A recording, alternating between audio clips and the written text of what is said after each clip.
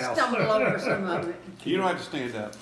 It was the night in August 21st, 1952. A little boy was born.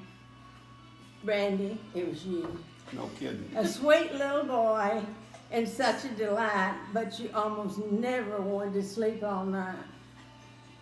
You were long and skinny, and we couldn't fill you up.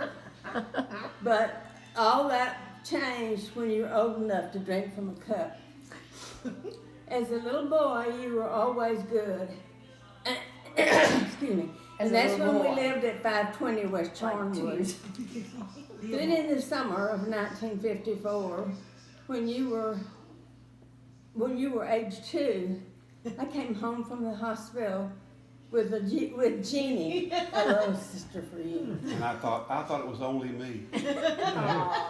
Then in the spring, before you were 3, we moved to 2011 Bradshaw with such glee, a yard to play in, and so much more, including playmates almost at your back door. Like Playboy playmates? I don't think so. You played in the alley in the hot sand with Ronnie, Paul, Richard, and Dan.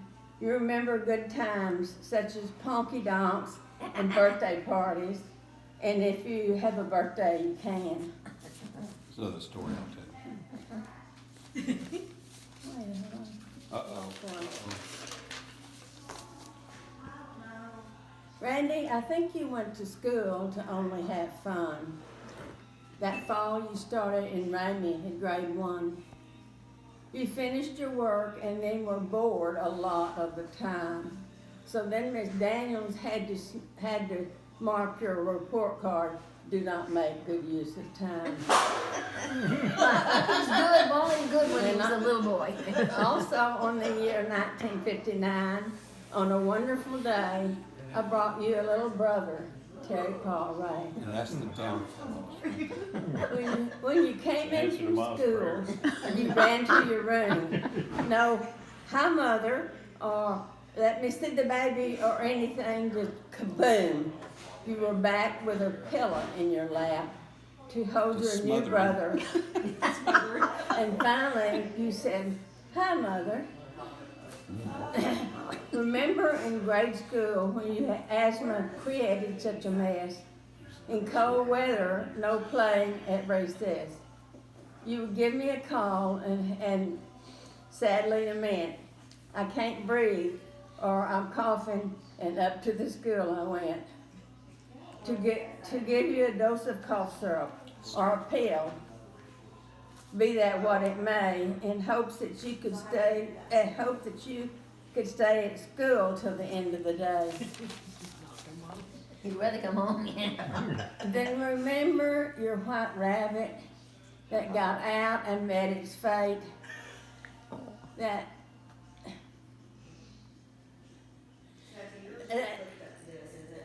Can't read your own handwriting. you and Jeannie, that day you and Jeannie came home kind of late. You wanted to bury the rabbit, but you were afraid. For shame. You had Jeannie put the rabbit in her bicycle basket, and home she came. I don't a dead rabbit with me. But she got you back, and you remembered like a block. You remember the time that you bashed her head with a rubber ball and a sock? Gets worse. Then later, she caught you in the hall and let you have it with a sock loaded with a steel ball. That big. Crack. What's wrong? That's what's wrong with me. I could have been so smart. Then when you were in grade 3, another little boy, brother was born in our family. It was in October, and such a great day. You had a new brother, David Scott Ray. They built a new school, A.W. Orr, when you were in grade 5. It was in our neighborhood, so you had to start a new life. You were in Cub Scouts, Boy Scouts, and then on to Bolter Junior High. Summer band, science, and Miss Janelle. and of course the girls by and by. You played in the band cymbals and a big bassoon. We certainly knew when you came into the room. And also driver's ed in 9th grade.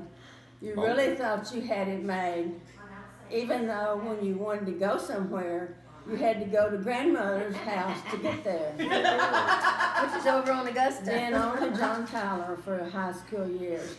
I pushed and pulled and cried a few tears to get you to study, to pass all your classes.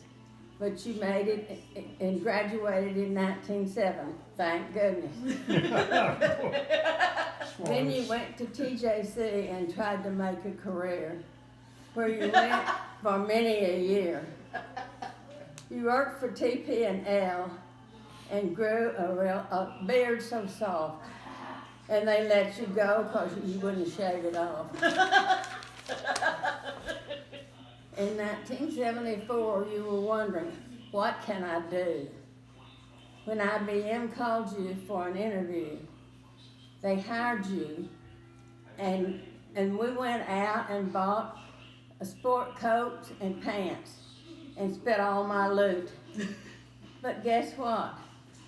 They wanted you to only wear a suit. They sent you to school in New York City for 3 months. Oh, what a pity.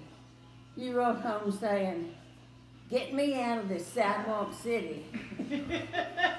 You went half a day lecture and half a day work. Your instructor chewed you out because you were wasting your time, not doing your work and not making good use of your time. But you said, I have already fixed the computer. The power cord was shorted, so I put it together. You settled in Houston for quite a while. You were so happy and always had a smile. Then on to North Carolina in 1985. You married Nancy, the love of your life. You lived there many years, and then on the phone, you called one day and said, Mom, guess what? I'm coming home to Texas to stay. Now, all my kids back in Texas, and I said, you sure made my day. You went through a lot of operations and such, but you and I have never been out of touch. You always thought I was like the meanest mother. I made you mine, but under all that meanness, I was nice some of the time. And now That's her story. now you're 50 and yours gray, I still love you a lot. Randall Ray. And I died at 50.